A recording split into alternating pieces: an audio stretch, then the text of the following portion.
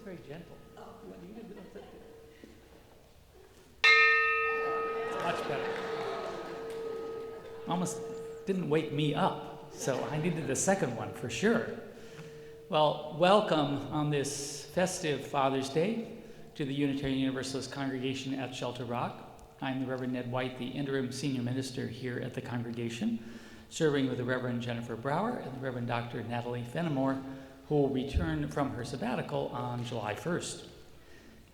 I am also very pleased and delighted to be serving today with Angela Cesa, who is a lay chaplain here at the congregation and who has worked mightily with me to put this, today's service together. And I think you are going to be pleased and delighted to be here for the sharing that three of our members will make about their fathers and their experience of being fathers. So we're delighted that they have stepped up, and that would be Bruce Torf, Anthony Bustamante, and Bill Carmody. Thank you. Yes, and Bill is this morning with his son at I think it's a triathlon or some sort of event. So we're expecting him to come in sometime in the course of the service. We put him last because he's helping, he's providing solidarity for his son in this competition. So practice positive visualization that Bill will in fact get here by the time we get to that part of the service. You are welcome to join us, please, for UU Cafe, and if you are a first-time visitor, please pick up a yellow card at the front desk for a free lunch. And also there's a visitor card in the pews, a blue card, if you will fill that out and let us know if there's any ways. And here is Bill Carmody himself, even early. You'll tell us a little bit more about what your experience has been today, I think. Excellent. Now we have about 9 delegates going to the UUA General Assembly in Spokane, Washington this coming week. So some of us will be there for the week. Keep us in your thoughts and your prayers. Other events for this week here are printed in your order of service. Next week will be Green Sanctuary Sunday, and Sister Karen Burke from the Sisters of St. Joseph Community in Brentwood will be preaching about embracing the earth, the universe story. And that is going to be a spectacular service. She is a very, very knowledgeable person, and what the community in Brentwood is doing with land stewardship is totally amazing. So please don't be a stranger next week. Also next week at 1 p.m., Together to End Solitary Confinement, we'll have a program here as well. And those are all described in your order of service. So now let us greet one another warmly for this Father's Day Sunday.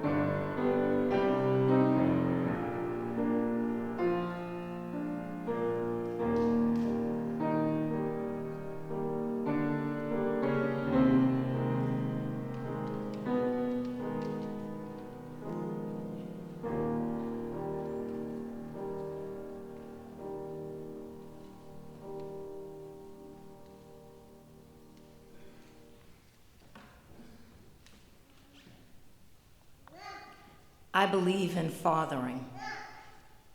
I believe in the radical idea that men have the full human capacity to nurture. Hair bows and baseballs, cooking and creativity, tools and tiaras, camping and dancing, snuggles and shrieks of delight. Whether their children come through birth, adoption, or fostering, through scouts, sports, Sunday school, or youth groups, I believe we all, especially our children, deserve to know that the human capacity to nurture belongs to every one of us. I believe in fathering.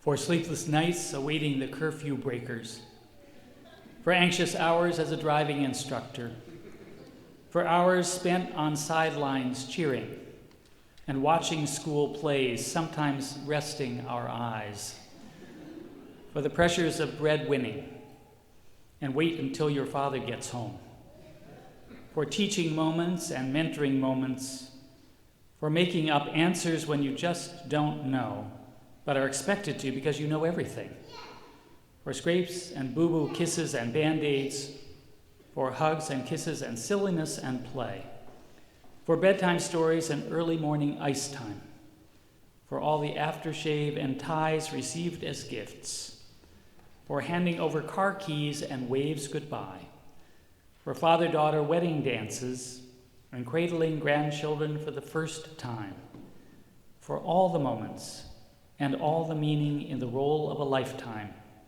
we light our chalice for fathers and for fatherhood.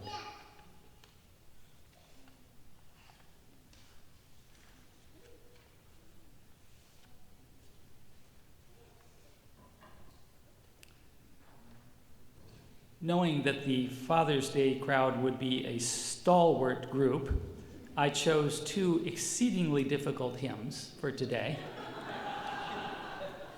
So if you will turn to number 1051 in the, this is an Issei Barnwell, Sweet Honey in the Rock hymn. And I just want to give you a little bit of a, as Stephen Michael Smith would say, the roadmap for how we follow this through. So we start on 1051 and we sing through the first two stanzas. You'll see that there's a little railroad track with a colon in front of it. That means repeat. So we'll sing for each child that's born and then repeat that once and then go on. You'll see right at the bottom of that page on 1051, there's another one of those double railroad tracks with a colon. When we get to the next page, page 3, you'll see there's another one of those right near the bottom, and that repeats back to page 1 of that. There will be a test. Now we're practicing on this hymn because we do the same thing for the hymn that we're going to sing at the end as well. So whenever you see those little railroad tracks with the colon, that just means that things repeat. So you go back and forth between the places where you last saw that and where you see it again. And then at the very end, we're going to repeat that phrase at the very end. We're going to repeat that 4 times. But don't worry, it'll all work out. So with those instructions, I know you're a congregation of deep faith. So let's stand as you're able as we sing this together. We are.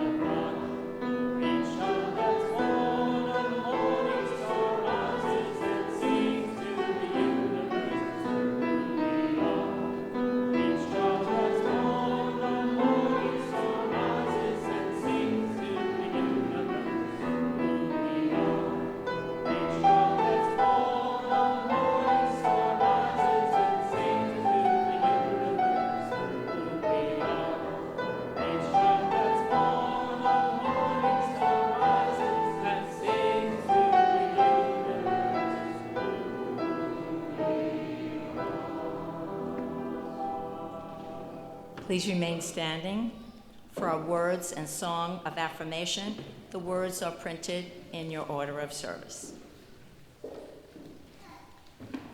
Love is the doctrine of this congregation. The quest of truth is its sacrament, and service is its prayer. To dwell together in peace, to seek knowledge and freedom, to serve human need. This do we affirm and covenant with each other.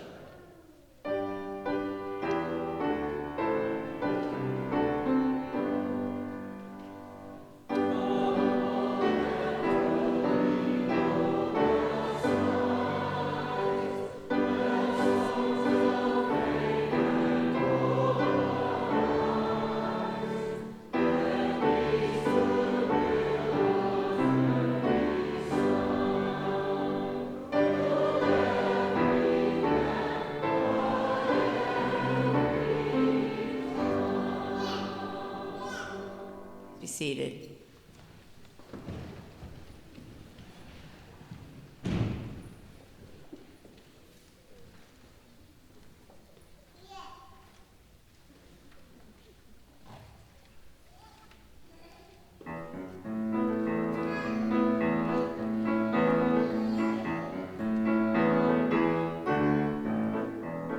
I wasn't much more than a baby. He thought he was a bear. The way my daddy carried me around. They said I learned to walk while holding on to just one finger on the man of a hand that's standing 6'3". Not old enough to understand the meaning of depression. Just something people talk about a lot. My daddy wasn't one to try to make no big impression. Just one heck of a man that worked for what he got. They don't make men like my daddy anymore. Just they've thrown away the pattern through the years. In the great big land of freedom, in a time when we really need 'em, they don't make 'em like my daddy anymore. From the Johnson County Courthouse to the hills of West Virginia, my daddy worked down in the dark coal mines. Education didn't count so much as what you had born in you, like the will to live and a dream of better times. Daddy never took a handout. We ate pinto beans and bacon, but he worked to keep the wolf back from our door. And it only proves one thing to me: when folks are belly aching, they don't make 'em like my daddy anymore. They don't make me like my daddy anymore. Guess they've thrown away the pattern through the years. In the great big land of freedom, in a time when we really need 'em, they don't make 'em like my daddy anymore. They don't make 'em like my daddy anymore.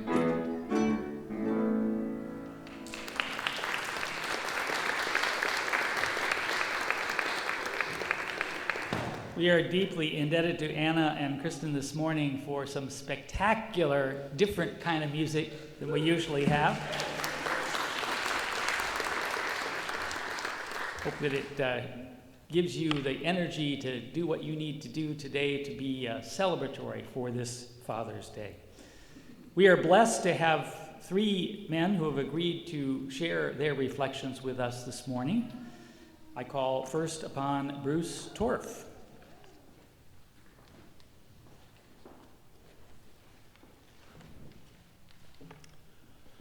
It's often said that in our parenting, we reverse whatever error we perceive our parents made while we were growing up. If they were strict, we're permissive. In one family, the parents were raised with austere, draconian post-war values, and in their own parenting years later, they saw fit to turn 3 middle school boys loose in London without supervision of any kind. The kids survived, 2 even went to Harvard.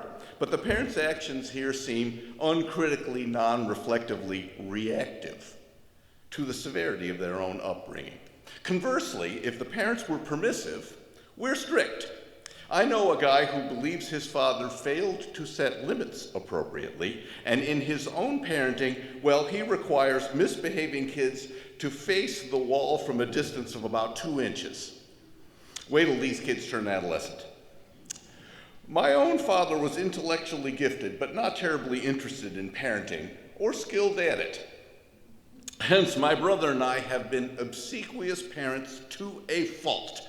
At my house, I am continuously trying to feed people, for example. That sounds good until I think about setting the stage for my own children to parent in remote fashion, like my father did. Oh wait, does anybody have an aspirin? My father and his non-trivial income died when I was 13, sending a ripple of financial insecurity through my psyche. Decades later, I can hear a dollar bill hit the snow. That's a reaction, not a decision. In this room, there likely are quite a few ACOAs, that is, adult children of alcoholics. Most of us fit the ACOA behavior pattern remarkably well. Reluctant to rely on people or collaborate with them, reluctant to feel dependent. Our very personalities are often reactive, and sometimes the reactions are extreme. A former student of mine is the son of proudly Jewish but non-religious parents, and in his rebelliousness he joined, for a time, the most conservative sect of Judaism he could find, which I'm guessing is plenty conservative. Clearly, our lives often include strident reactions to what we've experienced in relation to our parents, perhaps especially the same gender parent. But I wonder if switching from reactive to proactive might bear fruit in terms of self-understanding, adjustment, happiness, and perhaps parenting skills of our own. The strict parent can learn to chillax, but that'll have to be proactive. Without a deliberate effort, expect the standard reaction. The permissive parent can learn to set appropriate limits for kids, but that too will have to be proactive. The overzealous parent can learn to chill out and let kids be kids, but that'll require an effort. The remote parent can figure out how to step up, if that's what they decide to do. And the ACOA can learn to depend on people and collaborate, but that'll take some doing too. So we have a great deal to gain if we find time to reflect on the relationships with our parents, fathers, and take proactive steps to respond to the patterns and syndromes these relationships have fomented in us. None of this casts aspersions on the fathering we received, but it might help us be better fathers ourselves.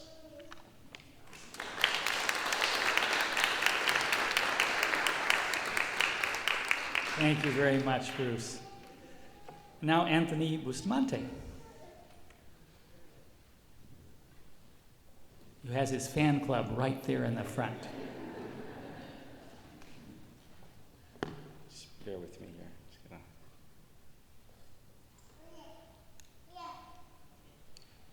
I don't usually use glasses, but I have to start, so. Anyway, good morning, everybody. Thank you for those of you who invited me here to speak today.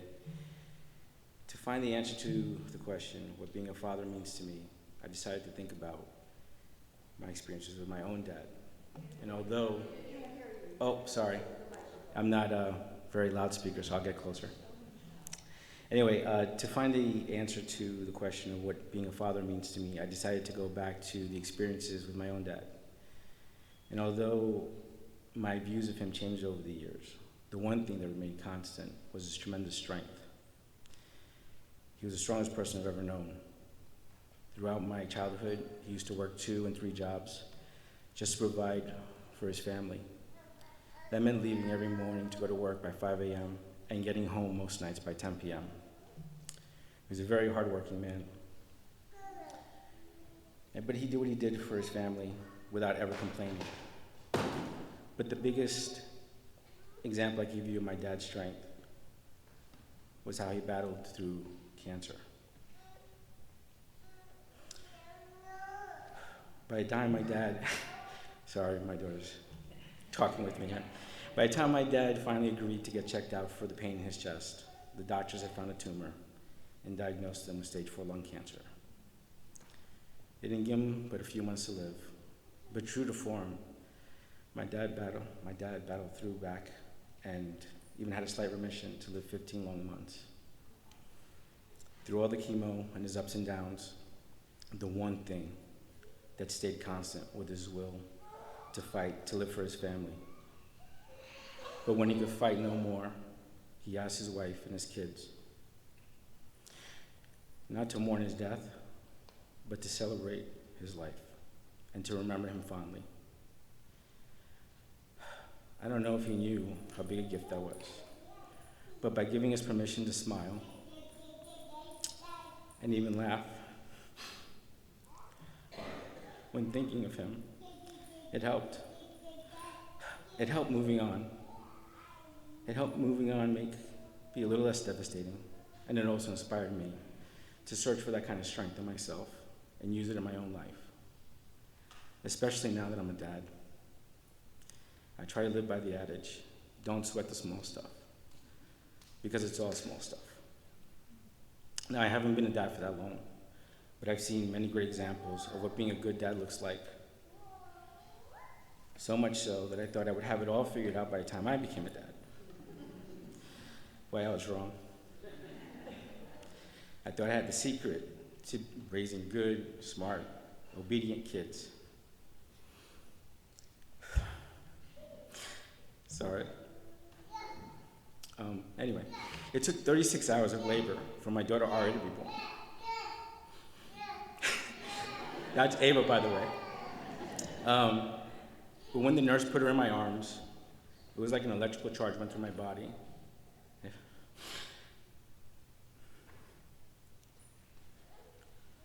I felt my heart rip open. And in the very next moment, I looked down at her, smiling at me, and it felt like my heart mended. Better than before. In contrast, a twin. They came via C-section, so I know it took minutes to come into this world. But each time one came out, it brought tears of joy to my face. So I can say now, I realize that every child is different and unique, and you have to have your own approach to dealing with them. I realize now it's about trying to be the best possible role model by choosing to be the best possible version of myself, by finding the patience to help them through their ups and downs, especially when they wake up at 3 o'clock in the morning just because they're scared or they need to change a diaper.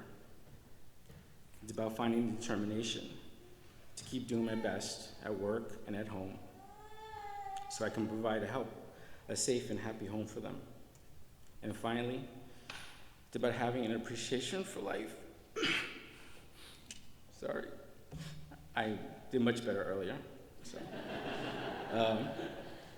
Anyway, it's about finding an appreciation for every moment of life, especially those with my kids. Sometimes I catch myself watching them hit new milestones, and I feel like such a proud papa. All my life I've heard parents say, there's no greater love than the love you have for your child. And truer words have never been spoken. I love being a dad. Okay, so to wrap up, I guess what being a dad means to me is I get to wake up every morning with a smile on my face because I know I have 3 beautiful kids in my life, and hoping that as they grow up, they will not only know that they're my kids, but that they're my best friends. And lastly, if I did my job right, they will find inspiration and strength from me. Maybe not right now, but hopefully they'll find inspiration and strength from me as I did from my dad. Thank you.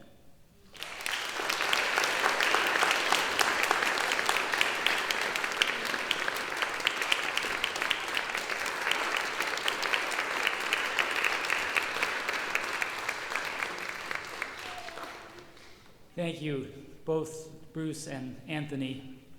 More to come. Freely have we received of gifts that minister to our needs of body and spirit. Gladly we bring to our congregation and its wide concerns a portion of our bounty. Will the ushers please come forward to receive the offering for the work of this congregation.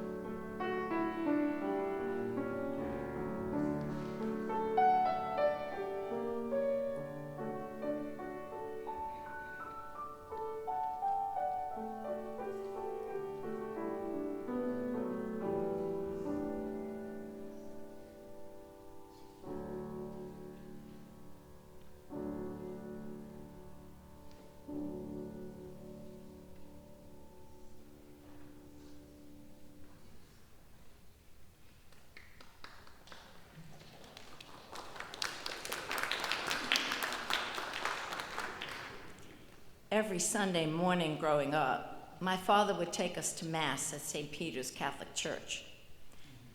I loved the hymns and the smells and the bells, as they say, but the sermons were kind of a bore.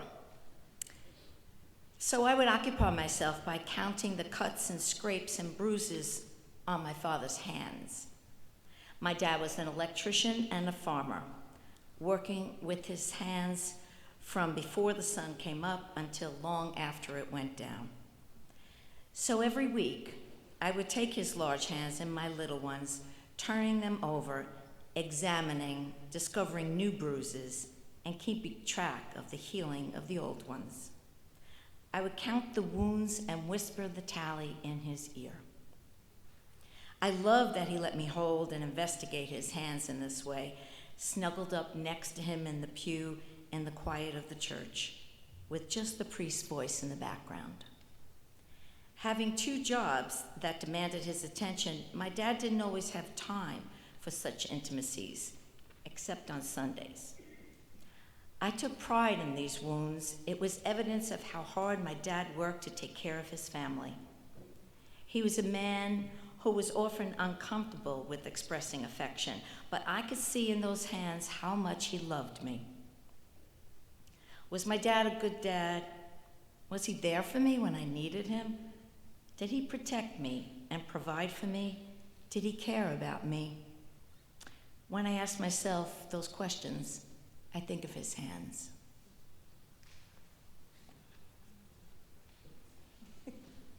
Sorry. This is the time in our service when we light candles of concern and celebration for those significant memories and moments and milestones in our lives and in the lives of those we love. You'll notice that in the interest of tea, we have eliminated the large central candle because we ask that you use the candle closest to you to light your own candle. Ned and I will be at each box to assist you.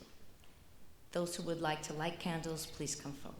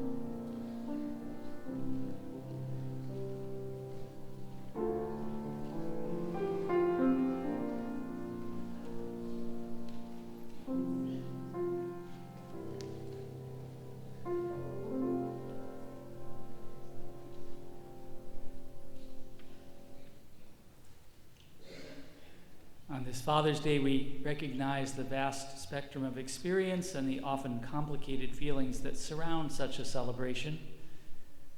We honor those fathers and father figures in our lives who have loved, supported, encouraged, and instructed us, and we seek to share these gifts with others. We mourn with those who mourn the loss of a father and fathers who mourn the loss of a child. whether separated by death or estrangement. We support those for whom this day brings pain and sorrow, who suffered abandonment, neglect, or abuse. We support and celebrate the fathers in our midst who give of themselves to their children, recognizing all the strength and wisdom and stamina and love and time and honest introspection that fatherhood requires. We support those men who chose not to have children, yet who are present in loving and supportive ways to children, youth, and adults alike. And we seek to honor wherever we find ourselves today, across this vast spectrum of experience, and to feel the compassion that embraces us within this silence.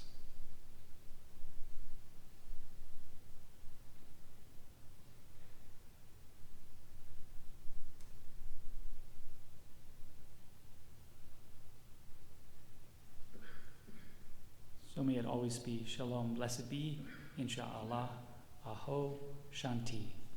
Amen.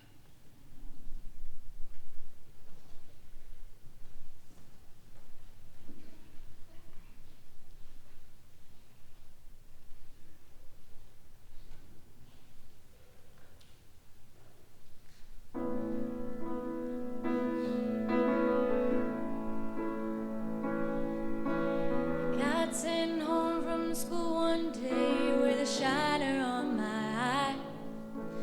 Fighting was against the rules, it didn't matter why. Dad got home, I told that story just like I'd rehearsed, and stood there on those trembling knees and waited for the worst. And he said, let me tell you a secret about a father's love. A secret that my daddy said was just between us. He said daddies don't just love their children every now and then. It's a love without end, amen. It's a love without end, amen. I became a father in the spring of '81. Was no doubt that stubborn boy was just like my father's son. When I thought my patience had been tested to the end, I took my daddy's secret and I passed it on to him. And I said, let me tell you a secret about a father's love. Secret that my daddy said was just between us. He said daddies don't just love their children every now and then. It's a love without end, amen. It's a love without end, amen.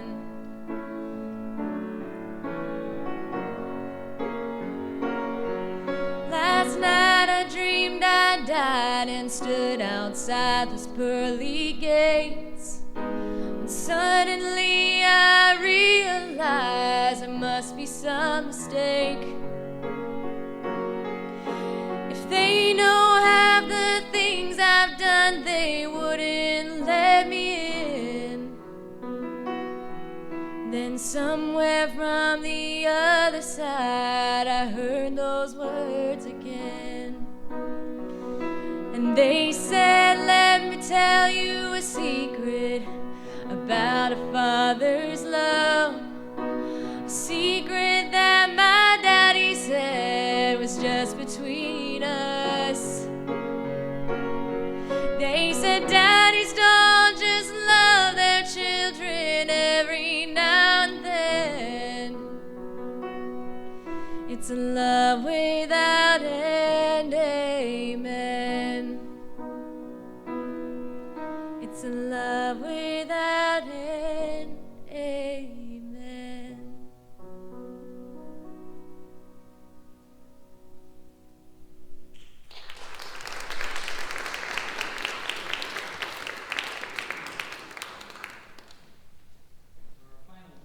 Reflection today, the indefatigable Bill Carmody.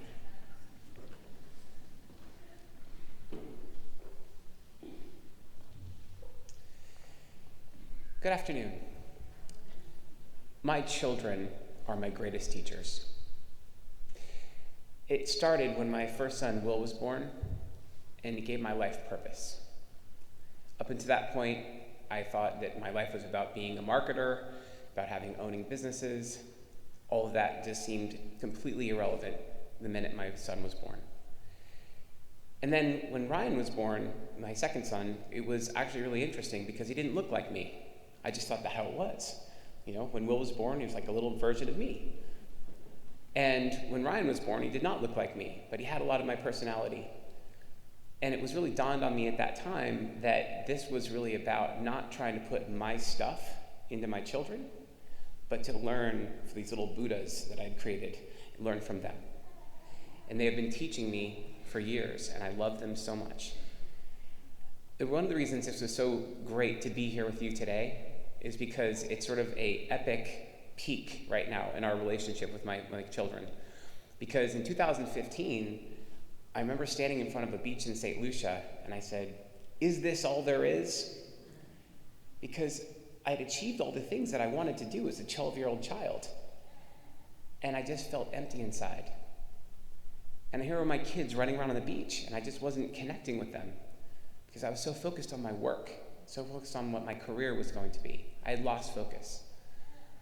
And so I remember then having a visualization, thinking about what was really important to me. And I could see very clearly that if I kept on this path, that I would be dead early because I had put all of my effort into my career and I'd really taken a toll on my health. And so what I decided to do was to basically turn that around. I declared, without any knowledge of how to do this, to do my first Ironman. That's a 140.6 mile journey, 2.2 mile swim, 112 mile bike, and then a full marathon after that, which is crazy because I'd never even done a marathon. But I did that because I knew that I wanted to live longer, because I wanted to spend more time with my kids, and I'd lost my priorities, and so I shifted.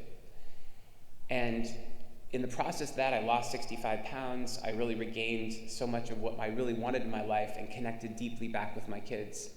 I let go of my marketing agency. I became a public speaker professionally, started becoming an executive coach, helping people. I really loved it. I just went into all the things that I really cared about. It allowed me to work at home and really connect deeper with my kids.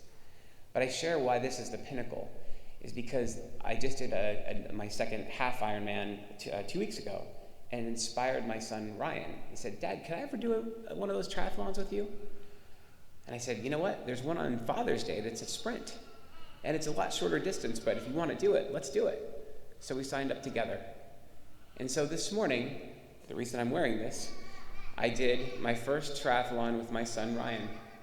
And we went through and we did the swim together. And the thing was, it wasn't about my time or trying to finish the race.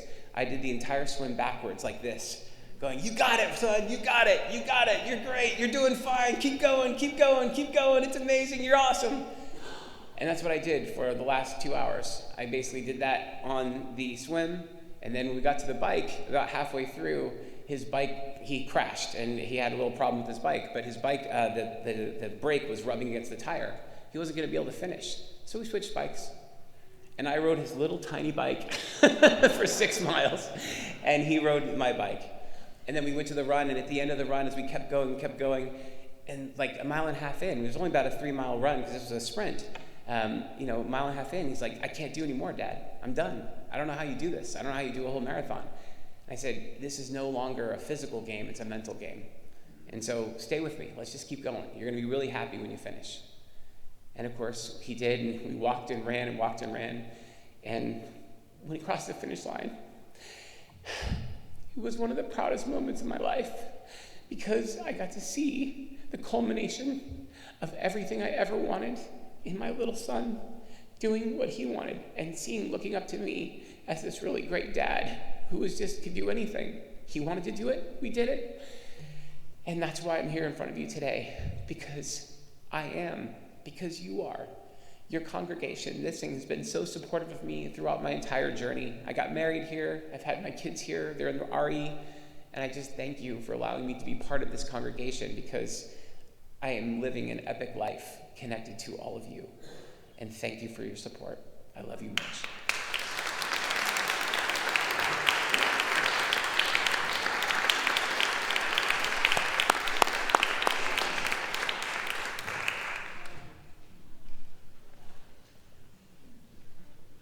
Now we have our own half marathon.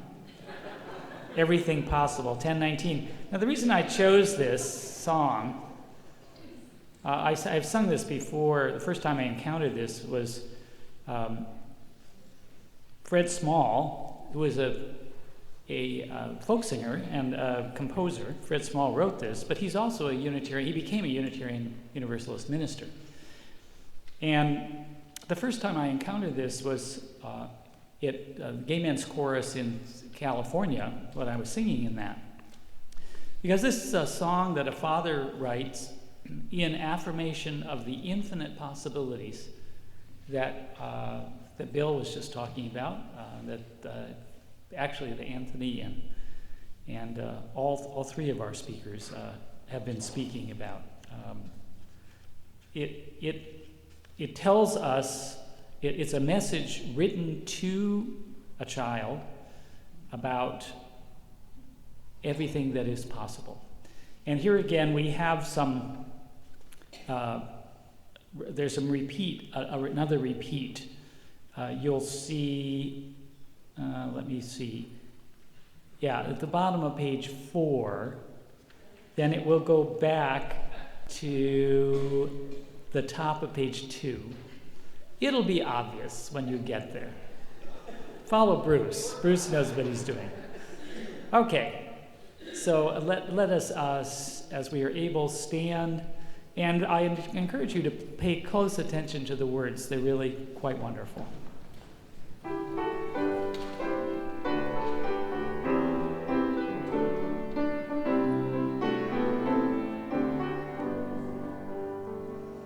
We've cleared off the table, leftovers saved, washed the dishes and put them away.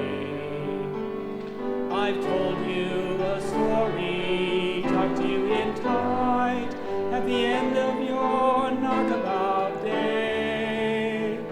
As the moon sets its sails to carry you to sleep over the midnight sea, I will sing you a song no one sang to me. May it keep you good company. Oh, you can be anybody you want to be. You can love whomever you will. You can travel any country where your heart leads, and know that I will love you still. You can live by yourself, you can gather friends around, you can choose one special one, and the only measure of your words and your deeds will be the love you leave behind when you're done. There are girls who grow up strong and bold, there are boys quiet and kind. Some race on ahead, some follow behind, some go in their own way and climb. Some women love women, some men love men, some raise children, some never do. You can dream all the day, never reaching the end of everything possible for you. Don't be rattled by names, by taunts, by games, but seek out spirits true. If you give your friends the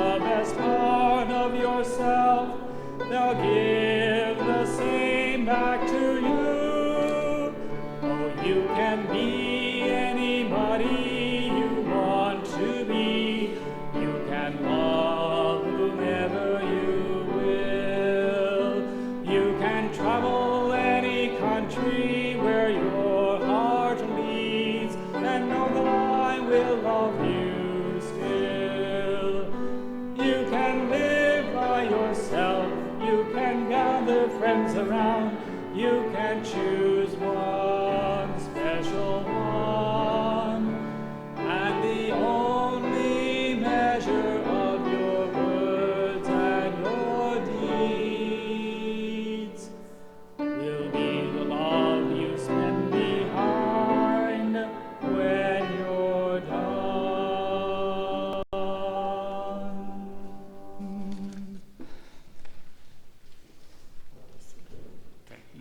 You may be seated.